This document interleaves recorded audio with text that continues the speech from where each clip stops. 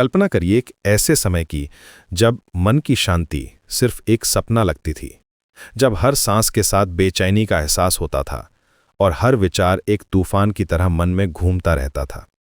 ऐसे ही एक क्षण में बुद्ध के पास एक व्यक्ति आया था। उसकी आंखों में वही परेशानी थी जो आज हम सभी के चेहरों पर दिखती है। भगवान, उसने कहा, मेरा मन कभी शांत नहीं रहता, हर पल कुछ न कुछ सोचता रहता हूं। क्या कोई रास्ता है इस अंतहीन चक्र से बाहर निकलने का? बुद्ध मुस्कुराए। उन्होंने अपनी आंखें बंद की और धीरे से कहा, विपश्यना। ये शब्द हवा में तैरता रहा, जैसे कोई मंत्र हो।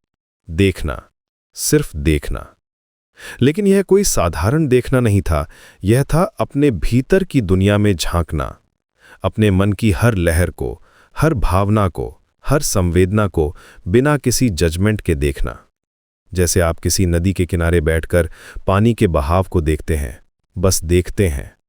विपश्यना का मतलब है विशेष रूप से देखना। यह एक ऐसी यात्रा है जो आपको अपने ही भीतर ले जाती है, एक ऐसी गहराई में जहां न कोई शोर है, न कोई भागदौड़, सिर्फ आप और आपकी सांसें। जब आप विपश्यना का अभ्यास करते हैं तो पहले लगता है जैसे आप एक अंधेरे कमरे में हैं। धीरे धीरे जैसे जैसे आपकी आंखें अंधेरे की आदी होती जाती हैं, आप चीज़ों को साफ देखने लगते हैं। आपको एहसास होता है कि मन में जो विचार आते हैं वो बादलों की तरह हैं, आते हैं और चले जाते हैं। एक दिन एक युवक ने अपने गुरु से पूछा, गुरुजी, मैं मेडिटेशन करता हूं लेकिन मन शांत नहीं होता, हमेशा कुछ न कुछ चलता रहता है। गुरु ने उसे एक गिलास मिट्टी मिला हुआ पानी दिया और कहा, इसे हिलाते रहो। युवक ने गिलास हिलाया। पानी गंदा और धुंधला था। फिर गुरु ने कहा, अब इसे रख दो और बस देखते रहो। धीरे धीरे मिट्टी नीचे बैठने लगी, पानी साफ होता गया। यही है विपश्यना, गुरु ने मुस्कुराते हुए कहा। मन को हिलाना बंद करो, बस देखते रहो, सब कुछ अपने आप साफ हो जाएगा। विपश्यना में आप अपनी सांस को देखते हैं, नाक के नीचे, होठों के ऊपर, जहां हवा का स्पर्श होता है। आप महसूस करते हैं कि सांस कैसे अंदर आती है, ठंडी, ताजी, और कैसे बाहर जाती है, गरम, नरम। ये एक ऐसा अनुभव है जो आपको वर्तमान क्षण में ले आता है। लेकिन विपश्यना सिर्फ सांस देखना नहीं है, ये है अपने शरीर की हर संवेदना को महसूस करना। सिर से पैर तक हर हिस्से में क्या हो रहा है, गर्मी, ठंडक, दबाव, हल्कापन। कभी कभी आपको लगेगा जैसे शरीर में करंट दौड़ रहा है, कभी लगेगा जैसे आप हवा में तैर रहे हैं। एक बार एक व्यापारी बुद्ध के पास आया। वो बहुत परेशान था। भगवान, मेरा बिजनेस ठीक नहीं चल रहा, रात को नींद नहीं आती, हमेशा टेंशन रहती है। बुद्ध ने उससे कहा, 10 दिन के लिए सिर्फ अपनी सांस देखो और कुछ नहीं करना, बस देखना कि सांस कैसे आती है और कैसे जाती है। व्यापारी ने सोचा, ये कैसे मेरी प्रॉब्लम सॉल्व करेगा, लेकिन उसने बुद्ध की बात मानी।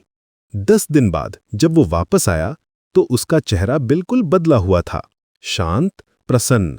क्या हुआ? बुद्ध ने पूछा। भगवान, मैंने समझ लिया कि प्रॉब्लम्स तो आती जाती रहती हैं, लेकिन जो चीज हमेशा साथ रहती है वो है ये सांस। जब मैं इसे देखता हूं तो सब कुछ ठीक लगता है। विपश्यना का सबसे खूबसूरत पहलू ये है कि ये आपको सिखाती है कि कैसे अपनी भावनाओं के साथ रहना है। जब गुस्सा आता है तो आप उसे दबाते नहीं, ना ही उसमें डूबते हैं। आप बस देखते हैं कि अरे गुस्सा आया है, शरीर में गर्मी बढ़ रही है, सांस तेज हो रही है, और फिर आप देखते हैं कि ये कैसे अपने आप शांत हो जाता है। ये एक ऐसी कला है जो आपको जिंदगी के हर पल में काम आती है। ट्रैफिक जैम में फंसे हैं, सांस देखिए। बॉस से डांट खाई है, अपनी संवेदनाओं को महसूस करिए। खुशी का मौका है, उस खुशी को भी बस देखिए, उसमें खो मत जाइए। एक दिन एक माँ अपने बेटे को लेकर आई। बेटा बहुत चंचल था, कभी एक जगह नहीं बैठता था। इसे कैसे मेडिटेशन सिखाऊं? माँ ने पूछा। गुरु ने बच्चे से कहा, बेटा तुम्हें खेल खेलना पसंद है ना? बच्चे ने हाँ में सिर हिलाया। तो चलो एक खेल खेलते हैं। तुम अपनी नाक के नीचे एक छोटा सा पंखा लगा के देखो। जब सांस अंदर आती है तो पंखा ठंडा लगता है, जब बाहर जाती है तो गर्म। बस इस पंखे को देखते रहना। बच्चा खुश हो गया, उसे लगा जैसे कोई मजेदार गेम खेल रहा है। धीरे धीरे वो शांत होता गया। यही है विपश्यना की सुंदरता। यह हर उम्र के लिए, हर व्यक्ति के लिए है। जब आप नियमित रूप से विपश्यना करते हैं तो आपके अंदर एक अजीब सा बदलाव आता है। पहले जो चीजें आपको परेशान करती थीं वे अब उतनी बड़ी नहीं लगती। आप समझ जाते हैं कि हर चीज टेम्परेरी है, दुख भी, खुशी भी। एक दिन रात एक व्यक्ति को बहुत डरावना सपना आया। वो घबरा कर उठा, लेकिन फिर उसे अपनी विपश्यना प्रैक्टिस याद आई।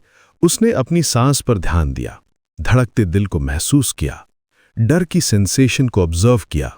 धीरे धीरे सब कुछ शांत हो गया। उसे एहसास हुआ कि डर भी एक फीलिंग है जो आती है और चली जाती है। विपश्यना आपको सिखाती है कि आप अपने विचारों और भावनाओं से अलग हैं। आप वो ऑब्जर्वर हैं जो सब कुछ देख रहा है। जैसे आप किसी मूवी देख रहे हों, आप मूवी के कैरेक्टर नहीं हैं, आप वो व्यक्ति हैं जो स्क्रीन पर सब कुछ देख रहा है।